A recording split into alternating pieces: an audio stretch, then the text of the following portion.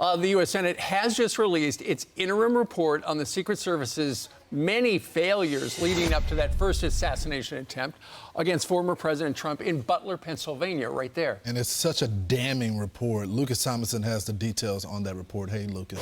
Good morning, Lawrence. The new preliminary bipartisan Senate report is more than 100 pages long, and what stands out is some Secret Service agents telling the committee they had no knowledge of any threats to the former president. Here's some of the other key findings to the report. No clearly defined individual responsible for planning and security of the event. The AGR building, including the roof, was not, quote, effectively covered. Ineffective communication, coordination with state and local law enforcement. Secret Service denied requests for additional assets ahead of time, and failures to prevent Trump from taking the stage. Relay info on a, quote, suspicious person.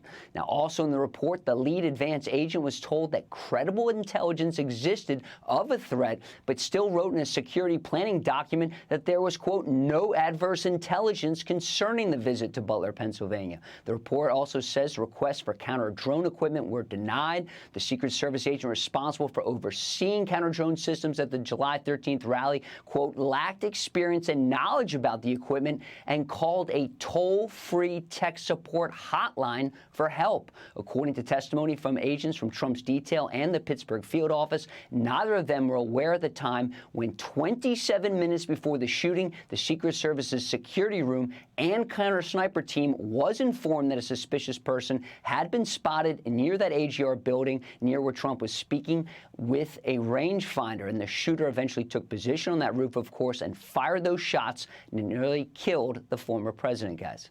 So, Lucas, I've got just a question, and I don't know if you can clarify or if you know the answer. So we had heard that the Trump campaign was denied aerial assets. They were denied a drone going into that event. But then you just told us about the inexperienced drone operator, or this agent who was given 1 hour of informal training, apparently couldn't figure out how to get it in the sky, called the 1-800 number. So did they decide at the last minute, okay, we denied it, and maybe we need to put something up? This was a counter-drone system. So while we now know that the shooter, Thomas Crooks, was using a drone, the Secret Service agent assigned counter-drone equipment. He didn't know how to use it, and that's why he called that toll-free number to try to figure out how to down drones, apparently. Thank you very much for clarifying that. To put in, Thank you, Lucas. Thanks, Lucas. To put it in perspective, you know, at Fox News, we have a drone team, our flight team. They have way more training than 1 hour.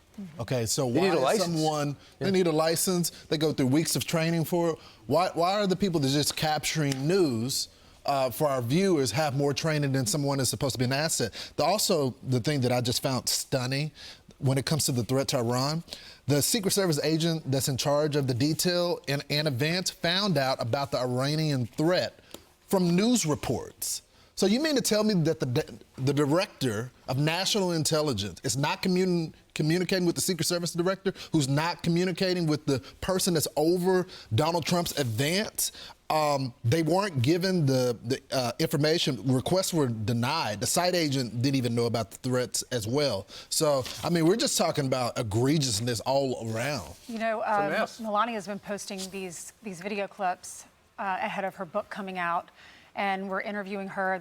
The interview will be tomorrow, and we're going to ask her about this, because imagine if that's your husband and he's running for president, and you find out that the team that is protecting him, someone who was hired to protect him, has no idea how to use the equipment that is used to protect him. And I'm not blaming that Secret Service agent, because they tried to figure out how to use it. Whoever that person's boss is doesn't need to put that person on the ground protecting a potential president of the United States. They never even watched the perimeter of the whole event, even though they knew the threat was high. And the question is, if you knew the threat was high enough to put snipers in place, why wasn't that relayed to others, including the local police? So the snipers knew why they were there. Are they at every single event? And why, you know, they knew exactly how to take this guy out the minute the shot came out. We don't know that level of detail. And we know almost nothing about this 20-year-old. We saw a few shots of his parents shopping.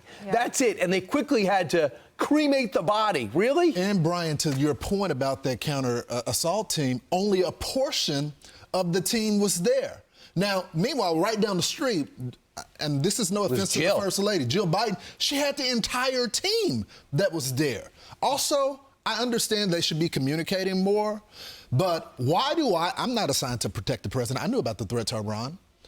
We knew that all the former ambassadors have protection now. I don't know, Brian, maybe you can speak to it. They took it from Robert O'Brien. Maybe are they giving it back to him, by the way? So we knew about Pompeo needing extra security. Why do agents assigned to protecting the president say they don't know about the threat when it's been public information? Right. We're going to be talking about this throughout the day. I'm Steve Ducey. I'm Brian Kilmeade. And I'm Ainsley Earhart. And click here to subscribe to the Fox News YouTube page to catch our hottest interviews and most compelling analysis.